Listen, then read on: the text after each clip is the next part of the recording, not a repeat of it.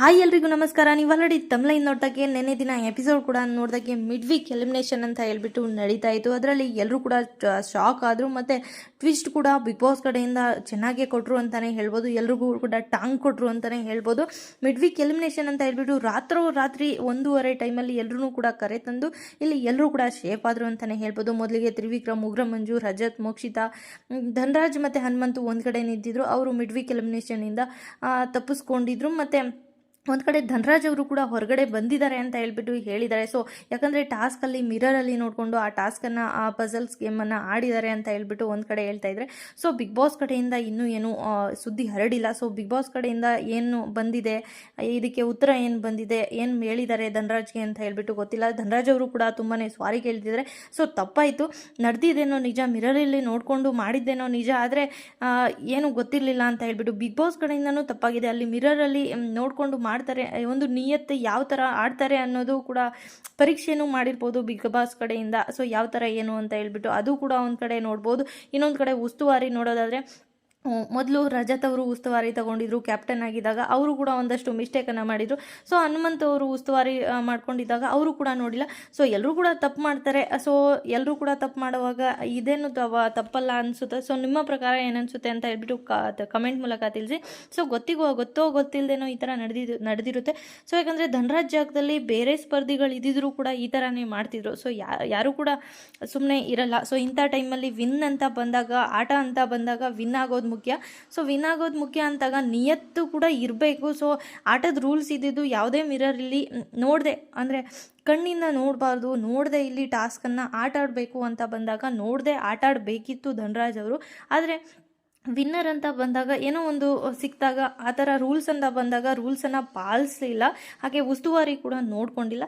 So Rajat ಅವರು ಕೆಲವೊಂದು captaincy ಅಂತ ಬಂದಾಗ ಮತ್ತು ಉಸ್ತುವಾರಿ ಅಂತ ಬಂದಾಗ ಎಲ್ಲರೂ ಕೂಡ ತಪ್ಪು ಮಾಡಿದ್ದಾರೆ. ಇದೇನು ದೊಡ್ಡ ತಪ್ಪಲ್ಲ ಅಂತಲೇ ಹೇಳ್ಬೋದು. ಸೊ ಬಿಗ್ ಬಾಸ್ ಕಡೆಯಿಂದ ಏನು ಉತ್ತರ ಬರುತ್ತೆ ಅಂತ ಹೇಳ್ಬಿಟ್ಟು ಕಾದು ನೋಡಬೇಕು. ಅದಂತೆಯೇ ನೆನ್ನೆ ಎಪಿಸೋಡಲ್ಲಿ ನೀವು ಕೂಡ ನೋಡಿದಾಗೆ ಭವ್ಯಗೌಡ ಹಾಗೆ ಮೋಕ್ಷಿತಾ, ಈ ಕಡೆ ಗೌತಮಿ ಜಾಧವ್ ಅವರು ನಿಂತಿದ್ರು, ಹಾಗೆ ಮೋಕ್ಷಿತಾ ಅವರು ಸೇಫ್ ಆದರು. ಅದ್ರ ಜೊತೆಗೆ ಗೌತಮಿ ಜಾಧವ್ ಅವರು ಸೇಫ್ ಆದರು. ಈ ಕಡೆ ಭವ್ಯಗೌಡ ಅವರು ಲಾಸ್ಟಲ್ಲಿ ಉಳಿದಿದ್ರು. ಸೊ ಇವರೇ ಮನೆಯಿಂದ ಹೋಗೋದು ಅಂತ ಹೇಳ್ಬಿಟ್ಟು ಫಿಕ್ಸ್ ಆಗಿಬಿಟ್ಟಿದ್ರು. ತುಂಬಾ ಅಳ್ತಾ ಇದ್ರು. ಮತ್ತೆ ಮನೆಯ ಮುಖ್ಯದ್ವಾರದಿಂದ ಯಾರೂ ಹೋಗ್ತಿಲ್ಲ. ಮಿಡ್ ವೀಕ್ ಎಲಿಮಿನೇಷನ್ ಇರುತ್ತೆ, ಆದರೆ ನಾಳೆನೋ ನಾಳಿದ್ದು ಆಗ್ಬೋದು, ಇದ್ದೇ ಇರುತ್ತೆ ಮಿಡ್ ವೀಕ್ ಎಲಿಮಿನೇಷನ್ ಅನ್ನೋದು ಅಂತ ಹೇಳ್ಬಿಟ್ಟು ಹೇಳಿದರು.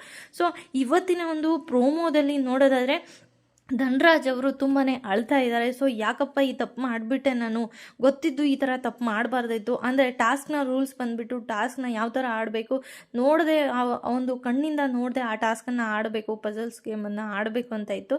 ಸೊ ಇಲ್ಲಿ ತ್ರಿವಿಕ್ರಮ್ ಅವರು ಮೊದಲು ಬೆಲ್ಲನ್ನು ಹೊಡೆದ್ರು. ಅಂದರೆ ಧನರಾಜ್ ಅವರು ಹೊಡೆದ ಮೇಲೆ ಇಲ್ಲಿ ತ್ರಿವಿಕ್ರಮ್ ಅವರು ಹೊಡೆದ್ರು. ಆದರೂ ಕೂಡ ಇವಾಗೇನು ಹೇಳ್ತಿದ್ದಾರೆ ಧನರಾಜ್ ಅವರು, ಸರಿ ಆಯಿತು, ನಾನು ಎಲಿಮಿನೇಷನ್ ಏನು ಪ್ರಕ್ರಿಯೆ ಇದೆ ಅದರಲ್ಲಿ ನಾನು ಹೋಗ್ತೀನಿ, ವಿನ್ನರ್ ಅಂತ ಬಂದಾಗ ತ್ರಿವಿಕ್ರಮ್ಗೆ ಸಿಗಬೇಕು, ತ್ರಿವಿಕ್ರಮೇ ವಿನ್ ಆಗಲಿ ಈ ಗೇಮಲ್ಲಿ ಅಂತ ಹೇಳ್ಬಿಟ್ಟು, ಇಲ್ಲ ರೀಗೇಮ್ ಅಂತ ಹೇಳ್ಬಿಟ್ಟು ಆಡಿಸ್ಬೇಕಿತ್ತು big boss ಕಡೆಯಿಂದನೇ.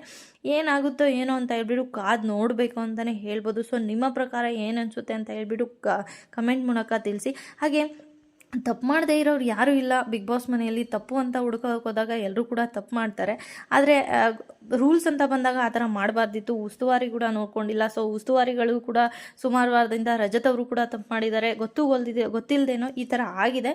So big boss ಕಡೆಯಿಂದ ಏನು ಬರುತ್ತೋ ಏನೋ ಅಂತ ಹೇಳ್ಬಿಟ್ಟು ಕಾದು ನೋಡಬೇಕು. ತಪ್ಪು ಅಂತ ನೋಡಿದ್ರೆ ತಪ್ಪೇ, ಆದರೆ ಬೇರೆ ಥರ ನೋಡಿದ್ರೆ ಅದು ಕೂಡ ತಪ್ಪಿಲ್ಲ ಅನಿಸುತ್ತೆ. ಸೊ ರೀಗೇಮ್ ಮಾಡಿಸ್ಬೋದು, ಇಲ್ಲಾಂದರೆ ಎಲಿಮಿನೇಷನ್ ಪ್ರಕ್ರಿಯೆಯಲ್ಲಿ ಧನರಾಜ್ ಅವ್ರನ್ನ ಹಾಕ್ಬೋದು, ಇಲ್ಲ ಧನರಾಜ್ ಅವ್ರನ್ನ ಮನೆಯಿಂದ ಹೊರಗಡೆ ಕಳಿಸ್ತಾರೋ ಏನು ಅಂತ ಹೇಳ್ಬಿಟ್ಟು ಕಾದು ನೋಡಬೇಕಾಗಿದೆ.